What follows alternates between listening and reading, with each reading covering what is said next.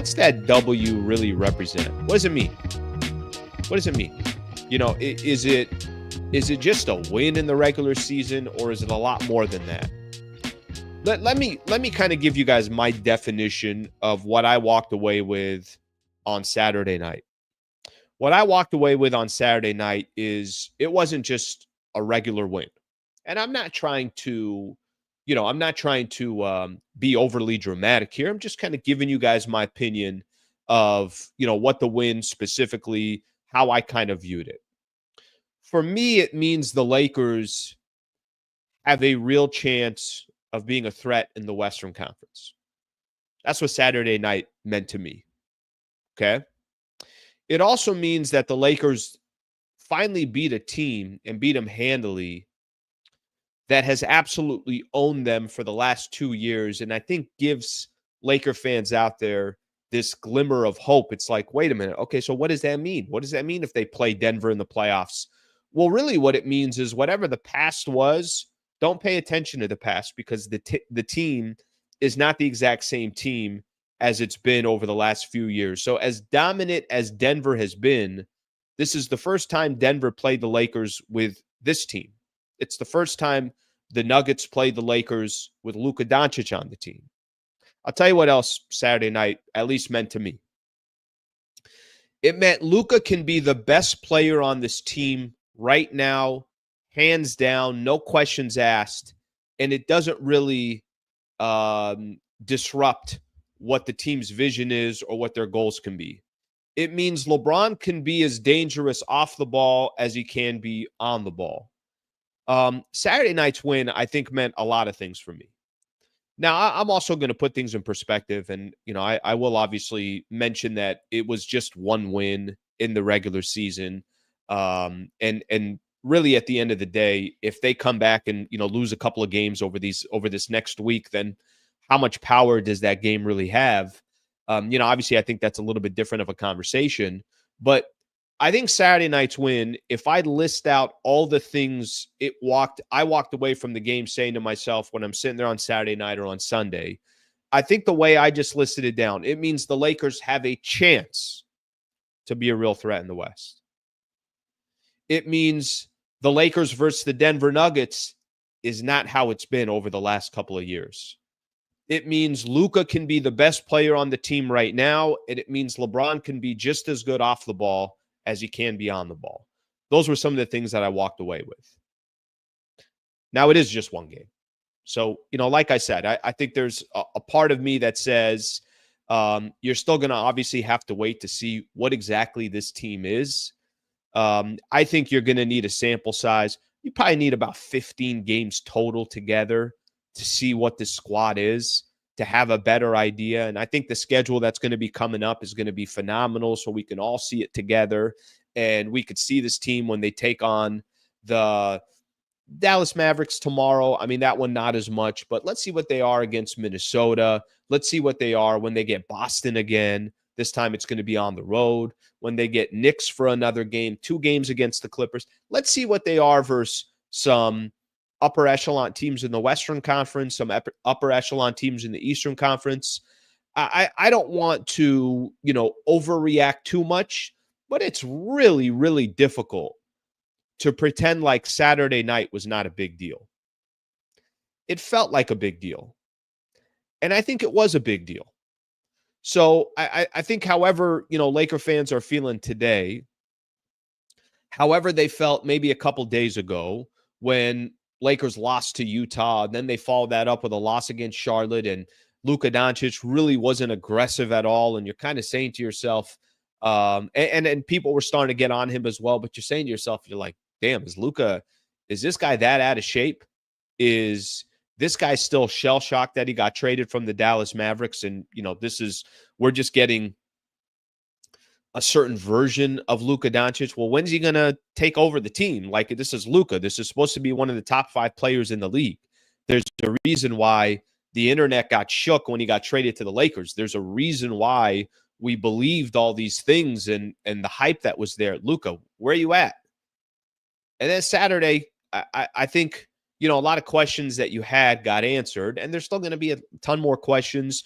Teams are obviously going to adjust to the Lakers. They're going to figure out, they're going to have more and more data. How do you guard this team? What do you do when Luka's the head of the stake? What do you do when Luka goes to the bench? I mean, teams are going to, obviously make adjustments, but it's very, very difficult to walk away on Saturday night not feeling a certain way about this Lakers team, even though there's a lot more basketball left to be played, even though there's a lot more of the season that's left.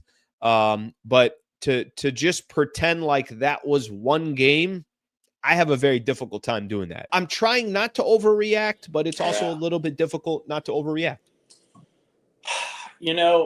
It's funny because there's two sides to this story. I remember when the Lakers beat the Celtics and handled them, and the way they played defense and the way they kind of owned them in that matchup. It's like a month ago or whatever. The storyline was, well, the Celtics are on a long road trip and played the night before, even though half their starters didn't play. So I always feel like when the Lakers get these big wins, there's an excuse to not want to put them in the upper echelon, right? Because it goes both ways. You can lose games and they're not as meaningful because it's regular season. But sometimes I put a lot of weight into wins, and I feel a lot different than I did before Saturday night than I do after, because we had not really seen what it could look like yet with Luka because of the newness of it. Luka, I think, getting adjusted, Luka not feeling 100% healthy. And let's be honest, like, the man got put through it, and there had to be a grace period there. And I think Luka was putting on his best face. I think he was being so nice, and I think he was really appreciative of LA and the fans and how everyone was embracing him. But that was really hard what he went through. 25-year-old, prime of his life, top 3 player in the league, middle of the night, being traded, had no clue. And then to be crapped on the way out by the people who raised him was tough. That's just me. That's just my thoughts. Like, we have to give this man some grace period. Then you're playing the Denver Nuggets, who just every single time we play them, it's just a matchup nightmare. You could go to the year before in the Western Conference Finals when they sweep the Lakers and it's just dominant, and then the regular season and just piling, just whenever they want to turn it on, they turn it on. They can play like crap and end up beating the Lakers in the fourth. Then you can go to last year's playoff series where I think the Lakers were ahead 140 minutes of the 100 and whatever total minutes. But they found a way to win in the end. And then you had KCP after the series saying, yeah, there's no way we should have beat them. But they just kind of own them. Well, this year was this game was different because where the advantages used to be for the Nuggets, they all of a sudden weren't there anymore. And offensively, we just were so great spacing, and we had so many playmakers. And with the offense kind of running through Luka, it freed up AR and LeBron a lot more. But for me, it was more defensively, the way we were able to throw different bodies at Jokic. Sure. Get the ball out of his hands. All of a sudden, MPJ was not prime Ray Allen every single time he shot the ball. Length all over him. Murray not able to operate like he could. And listen, I'm not throwing shade or anything, so please don't take this out of context. But that team we used to have that would lose to Denver, they had a different way of attacking us. They would attack AR and D'Lo. They would hunt. All of a sudden, you can't do that with Gabe and Vando and Dorian Finney-Smith. They're just a little tougher in terms of the way they can stop the ball. I don't know. We're just a much grittier team than I think we were back in the Western Conference Finals.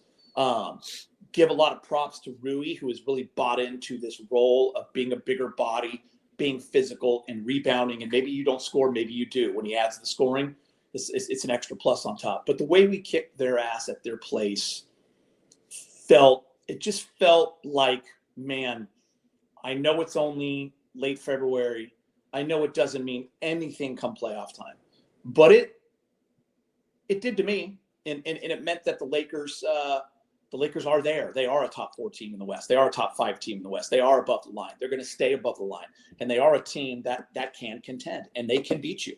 And that's what it showed me. Did you ever in that game think like you used to thought where you were like, here comes Denver? I've never had that feeling. Okay, can I tell you? I had that feeling for 14 times in a row that we played them. let me tell you what happened. Okay, so at halftime, the game was obviously nationally televised, right? So at halftime, Bob Myers had mentioned, he had said something to the effect of Lakers always lead at halftime against Denver. So that kind of put it in my head for a second. I'm like, oh, yeah, He's that's right. right. I'm like, oh, yeah, that's right. They always lead at halftime. Anyways, point I'm trying to make here. Instantly, Denver went on a run and got it down to 1. If you remember in the third quarter, You're right. got it down to 1. And You're right. LeBron was asked about this post game, obviously on Spectrum, but he was asked about this post game. And I think I thought that was the most important moment of the game. Because if you're a Laker fan out there, you're saying to yourself, wait a minute, here we go again. They just had an 8-point lead at halftime, or 9, but Luka got the technical, so they took the free throw. And then before you know it, it went down to 1. And then before you know it, a couple of threes goes in. Luka hits a corner 3, and then it's back up to 10 or 11. And it's like, no, I don't think they're going to hand this one away the way they have in the past. And it almost got it almost to Denver's psyche as well. It was kind of like, no, wait, we're supposed to just come back because we always do that against the Lakers. So that was the only point where I had some doubt. All right, thank you very much for watching the clip. Just want to give a shout out here to one of our partners, the Wallace Firm. They are official injury attorney of the Sliwa Show and Hoops Talk, the entire channel. If you are ever in a need, and I hope you're not, but some type of serious injury with yourself or a family member of yours, I would like to personally help you by introducing you to the best in the business, Brad Wallace and the Wallace Firm. Also got a URL out here that you can use as well. Just go to wallacewins.com/Sliwa. Thank you for their partnership, and thank you for being a part of the Sliwa Show.